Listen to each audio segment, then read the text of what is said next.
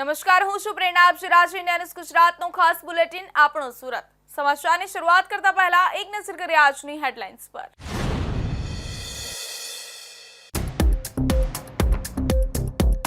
સુરતમાં છઠ મહાપર્વની વ્યાપક તૈયારીઓ. કુલ 25 સ્થળોએ મનપા દ્વારા વ્યવસ્થા કરાઈ. ચૂંટણીને કારણે 2.5 લાખ લોકો વતન જતા ભીડ ઘટશે.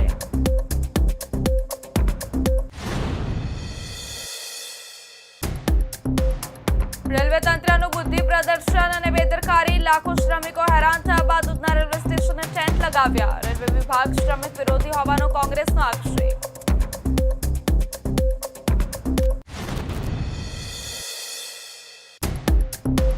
સુરતમાં વેકેશન વેળાએ નેચર પાર્ક ધમધમ્યું. છેલ્લા 8 દિવસમાં 81,000થી વધુ મુલાકાતીઓ ઉમટ્યા. 23 ઓક્ટોબર સુધીમાં 23 લાખની આવક.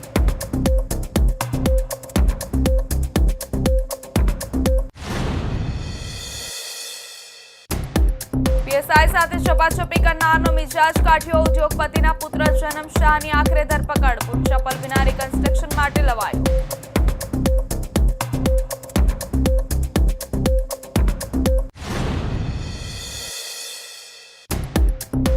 નશામાં ધૂત બસ ડ્રાઈવરને મુસાફરોએ માર માર્યો. સુરતથી મહારાષ્ટ્ર જતી શ્રી હરિ ટ્રાવેલ્સ બેફામ હંકારી. મહિલાને મોંમાંથી લોહી નીકળી ગયું.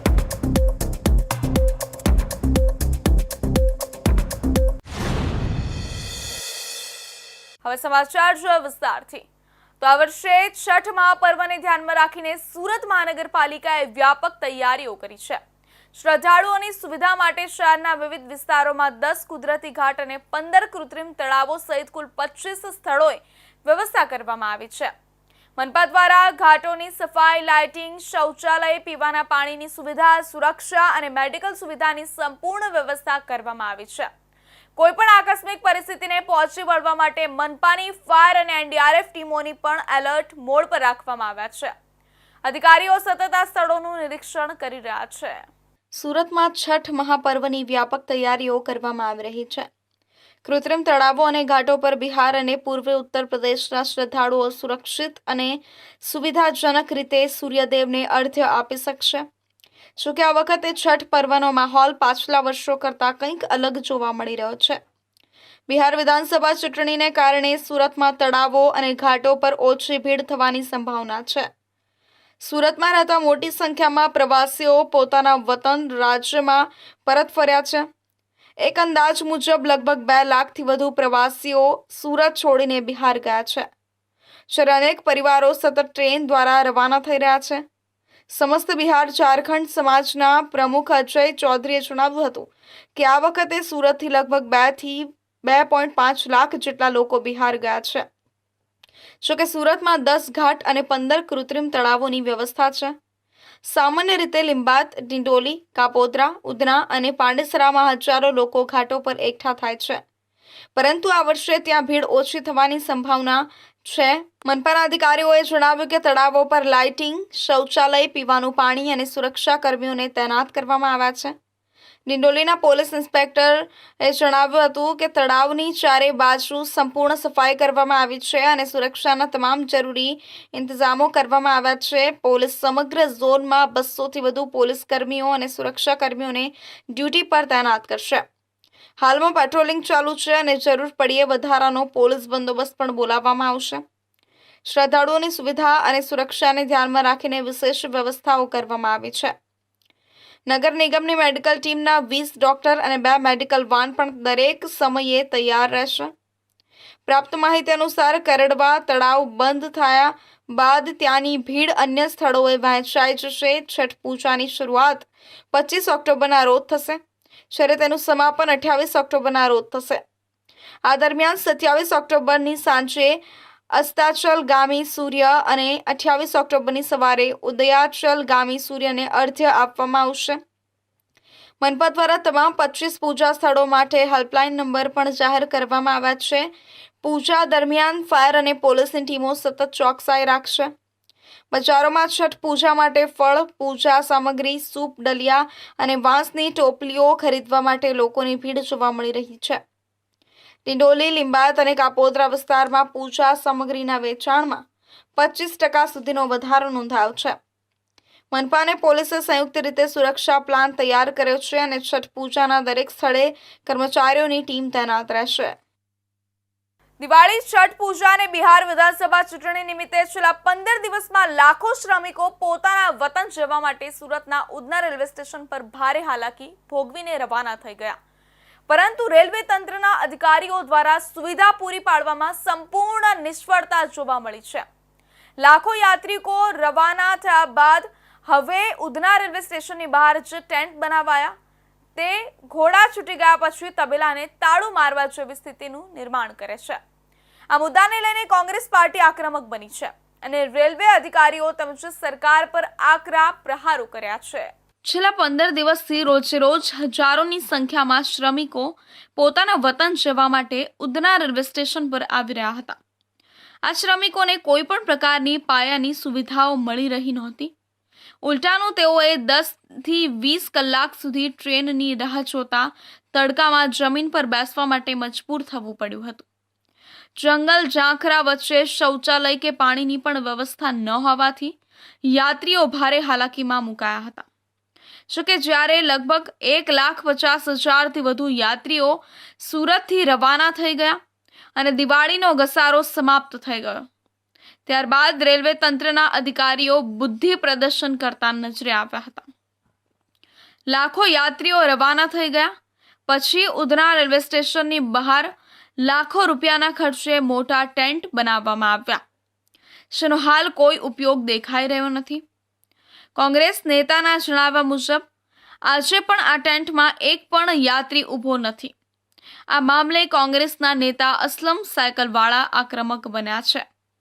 તેમણે રેલવે વિભાગની શ્રમિક વિરોધી માનસિકતા પર ગંભીર આક્ષેપો લગાવ્યા છે.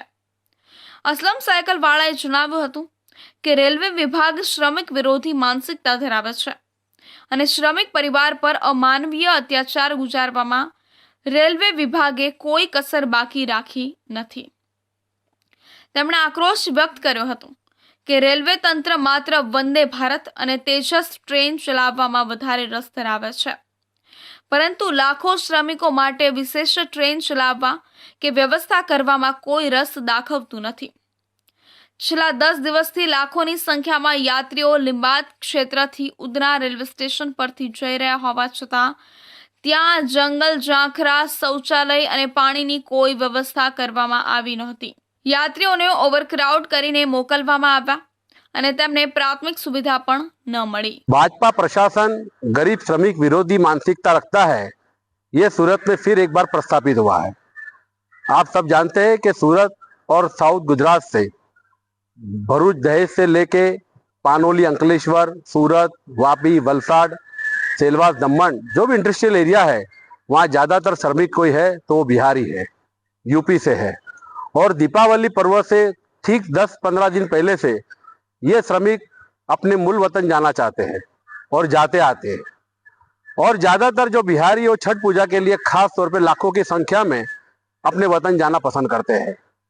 करीबन पिछले 4 साल से सूरत का रेलवे विभाग जो ये श्रमिक विरोधी मानसिकता रखता है, गरीब विरोधी मानसिकता रखता है, वो हर साल ये श्रमिक परिवारों पर अमानवीय अत्याचार गुजारने में कोई कसर बाकी नहीं रख रहा है.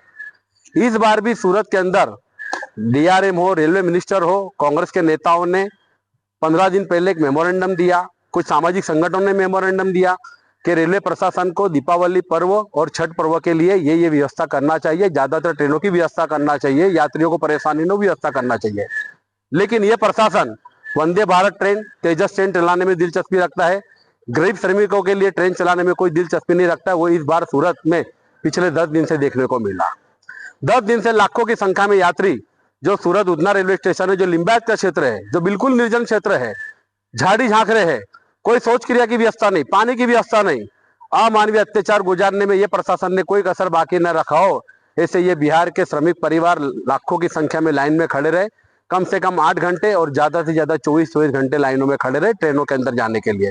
और ट्रेन भी लगी तो एक ट्रेन में जो 1000 लोग जाना चाहिए उसकी जगह 3000-4000 लोगों को एक घेटे बकरी की तरह, जानवर की तरह भरा गया है.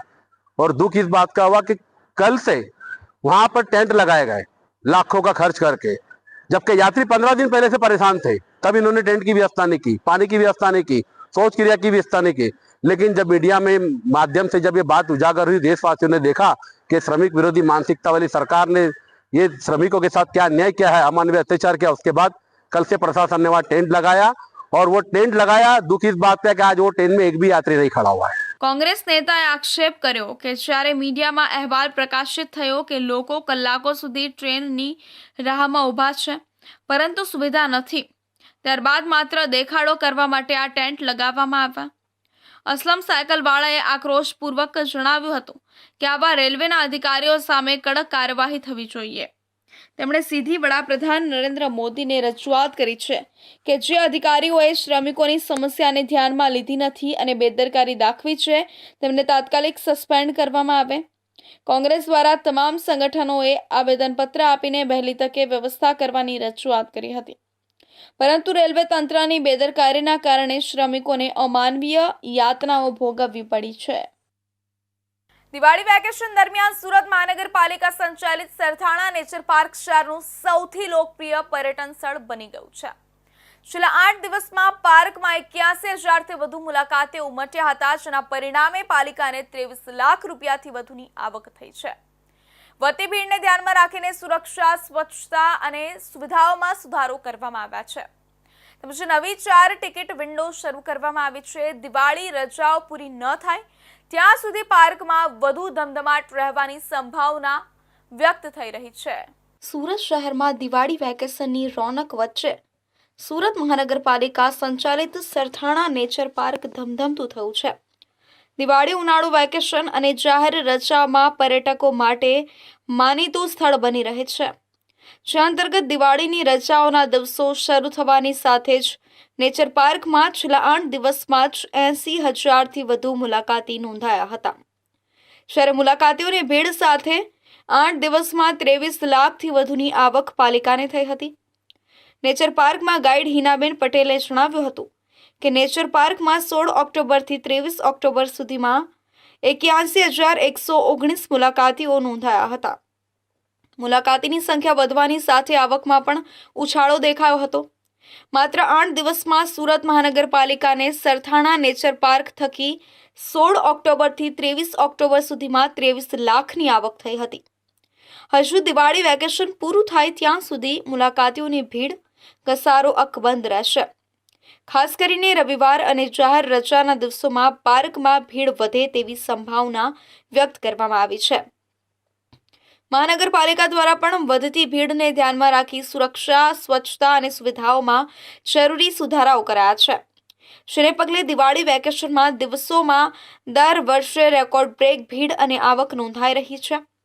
ચાલુ વર્ષે પણ શરૂઆતના દિવસોની સ્થિતિ જોતા આવનારા દિવસોમાં માતબર આવક મળવાનો અંદાજ સેવાઈ રહ્યો છે.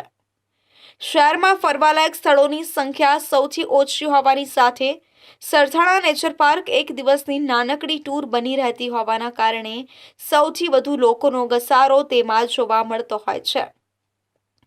અત્રે ઉલ્લેખનીય છે કે હાલ દિવાળી વેકેશનને લઈને ભીડ હોવાથી નવી 4 ટિકિટ વિન્ડો શરૂ કરવામાં આવી છે. સુરતના અલથાણ વિસ્તારમાં દારૂની પાર્ટી પર દરોડા દરમિયાન પીએસઆઈ સાથે ઉગ્ર ઝપાઝપી કરનાર ઉદ્યોગપતિ સમીર શાહના પુત્ર જૈનમ શાહની આખરે પોલીસે ધરપકડ કરી છે. શરૂઆતમાં માફીનામું લખાવીને છોડી દેવાયા બાદ મીડિયામાં સતત અહેવાલો અને વિવાદને પગલે અલથાણ પોલીસે જૈનમ વિરુદ્ધ ફરજમાં રૂકાવટનો ગુનો દાખલ કરી કાર્યવાહી કરી હતી. ધરપકડ બાદ પોલીસે આજે જૈનમ શાહને ગુનાના સ્થળે રિકન્સ્ટ્રક્શન માટે લઈ જવામાં આવ્યો હતો, જ્યાં પગમાં બૂટ ચંપલ વિના તદ્દન બદલાયેલા નીચું માથું રાખીને શરમ અને પસ્તાવાના ભાવ સાથે જોવા મળ્યો હતો. સુરતના અલથાણ વિસ્તારમાં દારૂની પાર્ટી યોજાઈ એ પહેલા જ પોલીસે દરોડો પાડ્યો હતો, પરંતુ આ મામલાએ ત્યારે વિવાદ સર્જ્યો જ્યારે ઉદ્યોગપતિ સમીર શાહના પુત્ર જૈનમ શાહે પીએસઆઈ સાથે ઝપાઝપી કરી હતી. ચોંકાવનારી વાત એ હતી કે એ સમયે અલથાણ પોલીસે જૈનમ શાહ પાસેથી માત્ર માફીનામું લખાવીને તેને છોડી દીધો હતો, જેના કારણે પોલીસની કામગીરી સામે મોટા સવાલો ઊભા થયા હતા.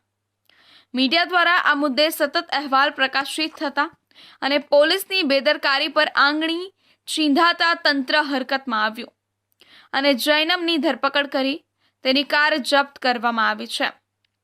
પોલીસની નજર સામે જ દારૂની પાર્ટીમાં આવેલા અન્ય લોકો ભાગી છૂટ્યા હતા, જ્યારે જૈનમની કારમાંથી બિયરના ટીન પણ મળ્યા હતા. મીડિયાના અહેવાલોના પગલે ઊભા થયેલા વિવાદ પછી અલથાણ પોલીસે આખરે દબાણમાં આવીને જૈનમ શાહ વિરુદ્ધ ફરજમાં રૂકાવટ લાવવાનો ગુનો દાખલ કર્યો હતો. ગુનો દાખલ થયા બાદ જૈનમને 2 નોટિસ આપવામાં આવી હતી, જેના પગલે તે અલથાણ પોલીસ સ્ટેશને હાજર થયો હતો.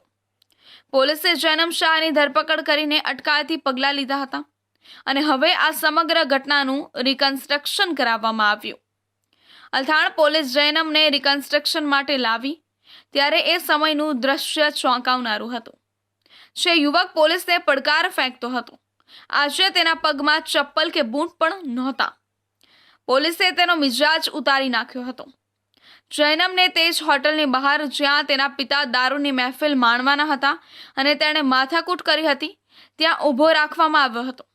શરમ અને પસ્તાવાના ભાવ સાથે તે એક વાર પણ ઊંચે જોતો કે નજર મિલાવતો નહોતો. તેનું માથું સતત નીચું ઝૂકેલું હતું.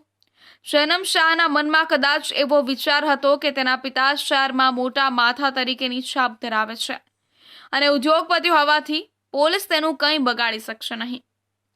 પરંતુ આજનો દિવસ જૈનમ શાહને હંમેશા યાદ રહેશે કે કાયદાની સામે કોઈનું ચાલતું નથી.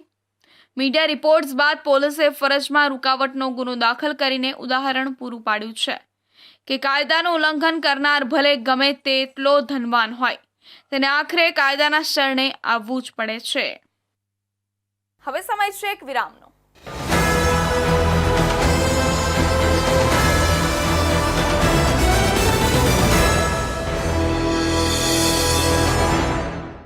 મુદ્દાઓ છે દેશના,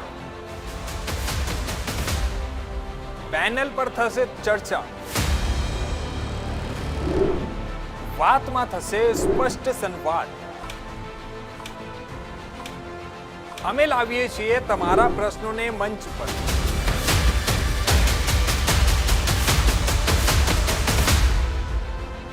કેમ કે સમસ્યા તમારી, લડત અમારી.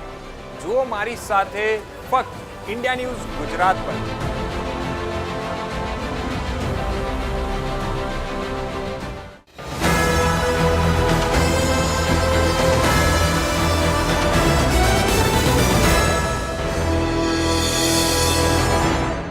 વિરામ બાદ ફરી આપ સૌનું સ્વાગત છે.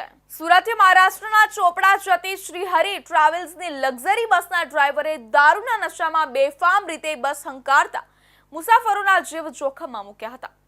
મુસાફરોની તાકીદે બુદ્ધિથી બસને મહારાષ્ટ્રના શિરપુર નજીક અટકાવવામાં આવી હતી. ત્યારબાદ ગુસ્સે ભરાયેલા મુસાફરોએ ડ્રાઈવરને જાહેરમાં જ માર માર્યો હતો. આ ઘટનાનો વિડીયો સોશિયલ મીડિયા પર વાયરલ થતા લક્ઝરી બસોમાં મુસાફરોની સુરક્ષા અંગે ગંભીર સવાલો ઊભા થયા છે. મુસાફરોએ માંગ કરી છે કે આવા બેજવાબદાર અને નશામાં ધૂત ડ્રાઈવરો સામે કડક કાર્યવાહી કરવામાં આવે. સુરતથી મહારાષ્ટ્રના ચોપડા જઈ રહેલી શ્રી હરિ ટ્રાવેલ્સની લક્ઝરી બસના ડ્રાઈવરને મહારાષ્ટ્રના સિરપુર નજીક મુસાફરોએ ઢોર માર માર્યો હોવાની ઘટના સામે આવી છે. બસ ચાલક દારૂના નશામાં બેફામ અને જોખમી રીતે બસ હંકારી રહ્યો હતો, જેના કારણે બસમાં સવાર મુસાફરોના જીવ તાળવે ચોંટી ગયા હતા. પ્રાપ્ત માહિતી અનુસાર શ્રી હરિ ટ્રાવેલ્સની આ લક્ઝરી બસ સુરતથી મહારાષ્ટ્રના ચોપડા જવા રવાના થઈ હતી. જોકે મુસાફરોએ શરૂઆતથી જ નોંધ્યું હતું કે બસનો ચાલક અસામાન્ય રીતે બસ ચલાવી રહ્યો છે. થોડા સમયમાં જાણ થઈ કે બસ ચાલક દારૂના નશામાં છે અને તે બેફામ ગતિએ બસ ચલાવી રહ્યો હતો. નશાની હાલતમાં ડ્રાઈવરના બેજવાબદાર વર્તનને કારણે મુસાફરો ગભરાઈ ગયા હતા અને જીવ જોખમમાં મુકાયો હોવાનું અહેસાસ કરી રહ્યા હતા. ત્યારબાદ મુસાફરોએ ગમે તેમ કરીને બસને મહારાષ્ટ્રના શિરપુર નજીક અટકાવી હતી. બસ ઊભી રહેતા જ ગુસ્સે ભરાયેલા મુસાફરોએ તાત્કાલિક બસ ચાલકને નીચે ઉતાર્યો અને જીવ જોખમમાં મૂકવાના કૃત્ય બદલ રોષ વ્યક્ત કર્યો હતો. આ રોષ એટલો ઉગ્ર હતો કે મુસાફરોએ ડ્રાઈવરને જાહેરમાં જ માર મારવાનું શરૂ કરી દીધું હતું. ગુસ્સે ભરાયેલા મુસાફરોએ બસ ચાલકને બરાબરનો મેથી પાક ચખાડ્યો હતો. બસ ચાલકને માર મારવામાં આવતો હોવાનો આ વિડીયો હાલમાં ખૂબ જ ઝડપથી વાયરલ થઈ રહ્યો છે. આ ઘટનાએ ફરી એકવાર લાંબા અંતરની મુસાફરી કરતી લક્ઝરી બસોમાં ટ્રાફિકના નિયમો અને મુસાફરોની સુરક્ષા પર ગંભીર સવાલો ઊભા કર્યા છે. નશામાં ધૂત ડ્રાઈવર દ્વારા મુસાફરોના જીવ જોખમમાં મૂકવાની આ ગંભીર ઘટના બાદ ટ્રાવેલ એજન્સીઓ અને સંબંધિત અધિકારીઓ દ્વારા આવી બેદરકારી સામે કેવા પગલાં લેવાય છે તે જોવું રહ્યું. મુસાફરોએ માંગણી કરી છે કે આવા બેજવાબદાર ડ્રાઈવરો સામે કડક કાયદાકીય કાર્યવાહી થવી જોઈએ.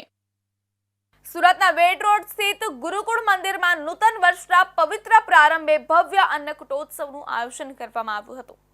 સંવત 2082ના પ્રથમ દિવસે હજારો ભક્તોએ ભગવાન સ્વામિનારાયણના ચરણોમાં વિવિધ વાનગીઓ ધરાવી ભક્તિભાવથી અન્નકૂટ અર્પણ કર્યો હતો. સંતો તથા મહાનુભાવોની હાજરીમાં શાસ્ત્રોક્ત વિધિ મુજબ આરતી ઉતારવામાં આવી હતી. સુશોભિત અન્નકૂટના દિવ્ય દર્શનથી મંદિર પરિસર ભક્તિભાવ અને આનંદના માહોલથી ગુંજી ઉઠ્યું હતું. નૂતન વર્ષના મંગલ પ્રારંભે સુરત વેડ રોડ સ્થિત ગુરુકુળ મંદિરમાં ભવ્ય અને દિવ્ય અન્નકૂટોત્સવનું આયોજન કરવામાં આવ્યું હતું. સંવત 2082ના પ્રથમ દિવસે ગુરુકુળ મંદિરે વિવિધ વાનગીઓનો મનોહર થાળ ભગવાન સ્વામિનારાયણના ચરણોમાં ભક્તિભાવપૂર્વક ધરાવવામાં આવ્યો હતો. હિન્દુ પરંપરા મુજબ નૂતન વર્ષના પ્રથમ દિવસે ભક્તો મંદિરે ભગવાનના દર્શન કરીને નવા વર્ષનો શુભ પ્રારંભ કરતા હોય છે. આ પરંપરાને અનુસરીને વિશ્વભરના સ્વામિનારાયણ મંદિરોની જેમ ગુરુકુળ મંદિરે પણ અન્નકૂટોત્સવનું સુંદર આયોજન થયું હતું. હજારો ભક્તો દ્વારા સ્વયંસેવક ભાવે સેવા આપીને આ અન્નકૂટની તૈયારી કરવામાં આવી હતી. ભક્તોની ભક્તિ અને શ્રદ્ધાથી તૈયાર થયેલી વાનગીઓને અત્યંત કલાત્મક અને મનોહર સુશોભન સાથે ગોઠવવામાં આવી હતી, જેણે દર્શનાર્થીઓ માટે દિવ્ય વાતાવરણ સર્જ્યું હતું. બપોરના સમયે સંતો તથા સુરત શહેરના અગ્રણી મહાનુભાવો દ્વારા શાસ્ત્રોક્ત વિધિ મુજબ આ ભવ્ય અન્નકૂટોત્સવની આરતી ઉતારવામાં આવી હતી. ભાવિક ભક્તોએ આ અલૌકિક અન્નકૂટના દર્શનનો લાભ લીધો હતો અને ભગવાનના આશીર્વાદ પ્રાપ્ત કર્યા હતા. મંદિર પ્રશાસન અને સ્વયંસેવકો દ્વારા દર્શનાર્થીઓની વ્યવસ્થા અને સુગમતા માટે કરવામાં આવેલી ઉત્તમ વ્યવસ્થાને જોઈને ભક્તોએ ધન્યતા અનુભવી હતી.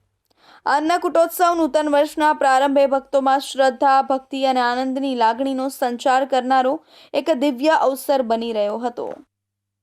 સુરત શહેરમાં એક ચોંકાવનારી ઘટના સામે આવી છે. એક જ દિવસમાં 2 હત્યાના બનાવોથી શહેરમાં ચકચાર મચી ગઈ છે.